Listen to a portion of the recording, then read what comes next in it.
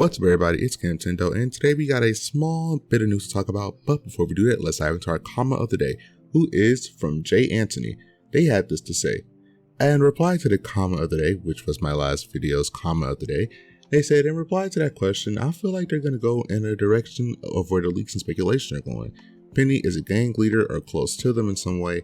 Namona had relations to the third legendary or some kind of plot line that tie in to fulfill each role. And yes, I do think Arvin is a paradox human and he is Toro inside the sun. That is a really neat theory. I've seen other people saying that because of his hair, and that would be really cool. I like to speculate stuff like this, but when I lower my expectations and realize that this is a Game Freak game, I kind of just lose the hype or a tiny bit. But for the next comment of the day, by the way, thank you, Jay Anthony. For the next comment of the day, I'm going to ask you guys, what are you expecting to see at Pokemon Worlds, which is today's video topic. So if you guys don't know, every time there's a new generation or something along those lines, we typically get some sort of reveal at Worlds. I can't remember anything from 2013 with X and Y, but for Sun and Moon, we did get a few new Pokemon, I believe, for Brawler to a certain degree. I believe, was it Crabrawler? I know it was Crabrawler, I think Kamala, as well as some more Mons. They revealed a lot for Sun and Moon. A lot. I think they overestimated what they wanted to show and share.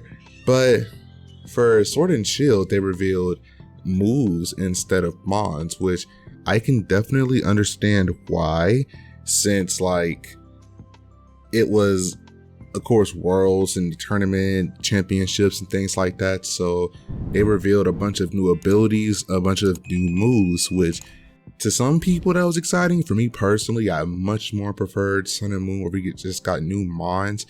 And between the two, I feel like we're gonna get Mons, and here's why. When it was with Sun and Moon, and even with Sword and Shield for a bit, when it was mostly with Sword and Shield, or not Sun and Moon, you're gonna figure it out. Let me just get my thoughts together.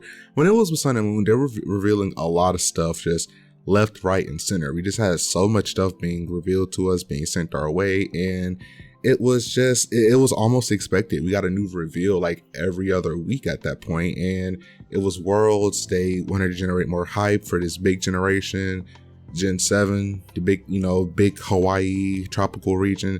They wanted to just get us super excited, and they showed off all these new Mons, and at the time that was extremely hype. I don't think anybody mind. They were all broken up into little minute trailers of just, look at this new Mon, this is their type, this is their ability, and that was all super exciting. Now with Sword and Shield, it was less exciting, but granted, before Sword and Shield, we already had a bunch of new Mons revealed.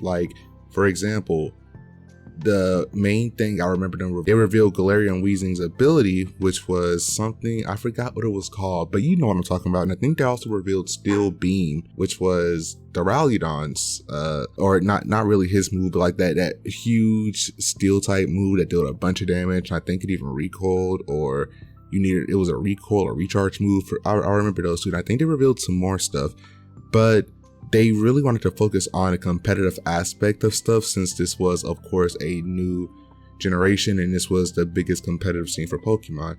Now, after that, we didn't get another Worlds for a hot minute because, of course, the big disease that took over the world.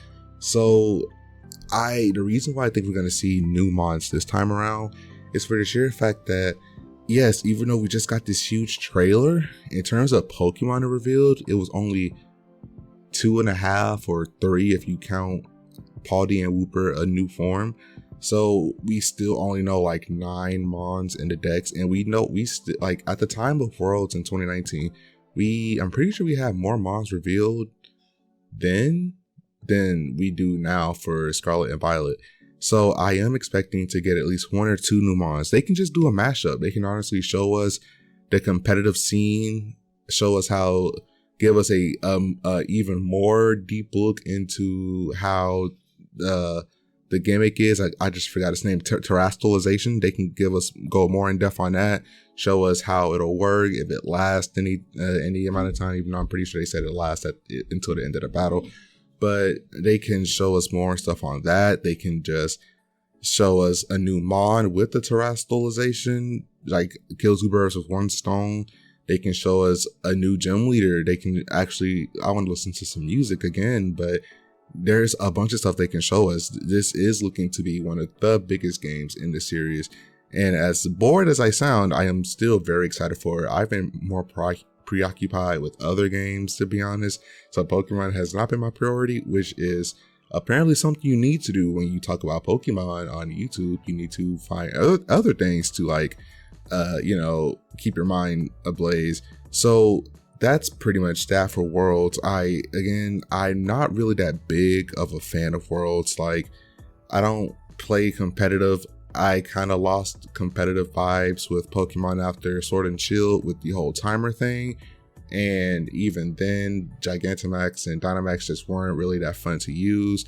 And when it comes to the TCG, I don't play TCG. I collect the cards. I'm not really much of a, TCG player per se. I do think it's fun to watch people play the card game, but I'm personally not a competitive TCG player. To be honest, this is funny coming from the guy that plays Sword and Shield, not Sword and Shield, what am I saying? This is funny from a guy that plays Yu-Gi-Oh! And like Cardfight Vanguard and things like that. Like for a guy that plays Yu-Gi-Oh!, Cardfight Vanguard, Buddy Fight, but while it was still active, it's weird that I just can't get into the Pokemon TCG. I just find that really, really weird. But also, what else do they have? Unite. Unite's fun. I could definitely see myself playing that, but not competitively. Rank does something to me. It turns me toxic. When it comes to Pokken, I can't believe Pokken is honestly still a thing, to be honest. But it's still really just super fun, I'm assuming, for those that play it. I personally have never played Pokken before. I didn't have a Wii U, and I don't want to waste the money getting the DX, especially now I know that it's no longer supported.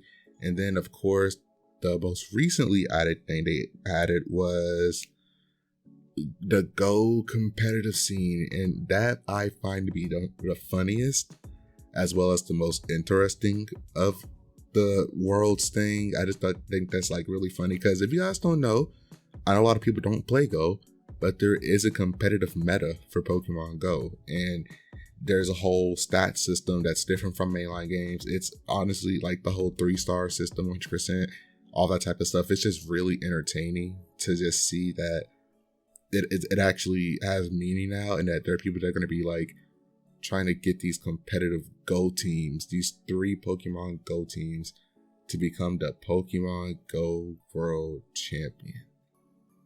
That is the weirdest thing I think has ever been done at Worlds.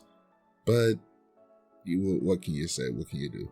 That is going to be all for this video, guys. Thank you for listening to me ramble for a good few, like 5 or 6 minutes or so. I don't even know how long this video is. But thank you so much. My name is Nintendo, and I will see you guys when I see you. Bye.